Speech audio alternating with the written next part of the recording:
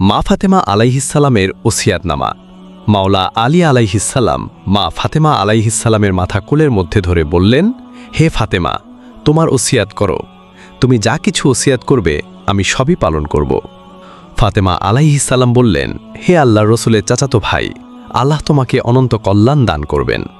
যারা আমার প্রতি জুলুম করেছে, আমার অধিকার হরণ করে নিয়েছে, তারা যেন আমার গোসলের সময় বা জানাজায় অংশগ্রহণ না করে, কেননা তারা আমার পিতা ও আমার শত্রু। তাদের কেউ যেন আমার জানাজার নামাজে উপস্থিত না হয়। শুধু তারাই নয়, বরং তাদের অনুসারী ও সহকারীও যেন না আসে। রাতের বেলা যখন সবাই ঘুমিয়ে পড়বে তখন আমাকে মাটি দিবে। এখানে সময়ের অভাবে সংক্ষিপ্ত আকারে ওসিয়াতনামাটি আনা হয়েছে। বিহারুল আনোয়ার 43 খণ্ড 19 নম্বর পৃষ্ঠা 20 নম্বর হাদিস। নারীদের প্রতি খাতুনে জান্নাত মা ফাতেমা আলাইহিসসালামের কয়েকটি উপদেশ। দৈনিক 5 ওয়াক্ত নামাজ একাগ্র চিত্তের সাথে আদায় করবে। রমজান মাসের রোজা কখনো ছাড়বে না। দৈনিক কুরআন শরীফ তেলাওয়াত করবে।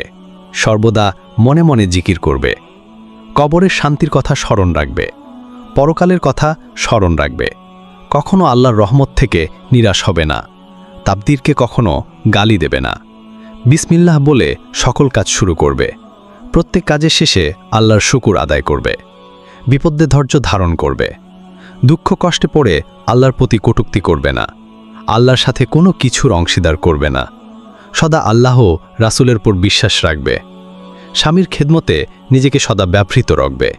ভোরে স্বামীর পূর্বে নিজে বিছানা ত্যাগ করবে। স্বামীর খেদমতের মাধ্যমে ভেস্ত কামাই করবে। স্বামীর দুঃখ কষ্টের ভাগী হবে। স্বামীর দোষ অন্বেষণ করা থেকে বিরত। সদা সর্বদা স্বামীর সাথে হাসি মুখে কথা বলার চেষ্টা করবে। স্বামীর মনে কষ্ট পায় এমন কাজ করবে না। স্বামীর সামনে নম্র ও কোমল ভাষায় কথা বলবে। অপ্রয়োজনীয় আবদার করে স্বামীকে লজ্জা দেবে না। স্বামীর সাধ্যের বাইরে কোনো কিছু তার নিকট চাইবে না।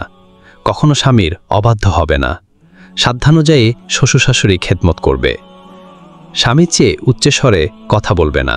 স্বামীর ডাকমাত্রই তার ডাকে সাড়া দিয়ে হাজির হবে। স্বামীকে সর্বদা খুশি রাখতে চেষ্টা করবে। স্বামী ছাড়া অন্য কারো সাথে হাসি মুখে কথা বলবে না। স্বামীর ঘরে কখনো জিদ ও হটকারিতা করবে না। স্বামীর সাথে কর্কশ ভাষায় কথা বলবে না। স্বামীর প্রদত্ত কোনো জিনিসপত্রে অসন্তুষ্ট হবে না। স্বামীর খুশির জন্য তার ইচ্ছানুযায়ী বেশভূষা করবে এবং সেজেগুছে বলবে। স্বামীর সকল নিকট আত্মীয়দের সাথে উত্তম ব্যবহার করবে। স্বামীর বিনা অনুমতিতে কাউকে কিছু খাওয়াবে না। নিন্দুকের নিন্দার প্রতি ভ্রুক্ষেপ করবে না। অপরের দোষ তালাশ থেকে বিরত থাকবে। সর্বদা পরিষ্কার পরিচ্ছন্ন থাকবে।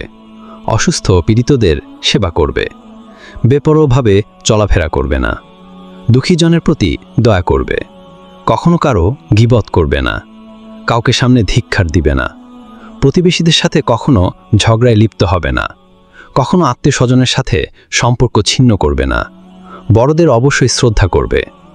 কোনো দুঃখের সংবাদ শুনলে ইন্না লিল্লাহি ওয়া ইন্না ইলাইহি রাজিউন বলবে।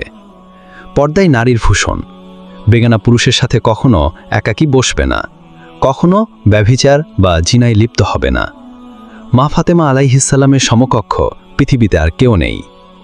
রাসূলুল্লাহ সাল্লাল্লাহু আলাইহি ওয়াসাল্লাম ফাতেমা আলাইহিসসালামকে লক্ষ্য করে বলেন, হে ফাতেমা, তুমি এমন এক ব্যক্তির কন্যা যার সমকক্ষ আগে পরে এখন কেউ নেই। তোমার আছে এমন 2টি সন্তান যাদের সমকক্ষ আর কেউ নেই। ভিডিওটি এখানে শেষ করছি। আল্লাহ হাফেজ। ভিডিওটি ভালো লাগলে লাইক, কমেন্ট, শেয়ার, সাবস্ক্রাইব করে দিবেন ইনশাআল্লাহ।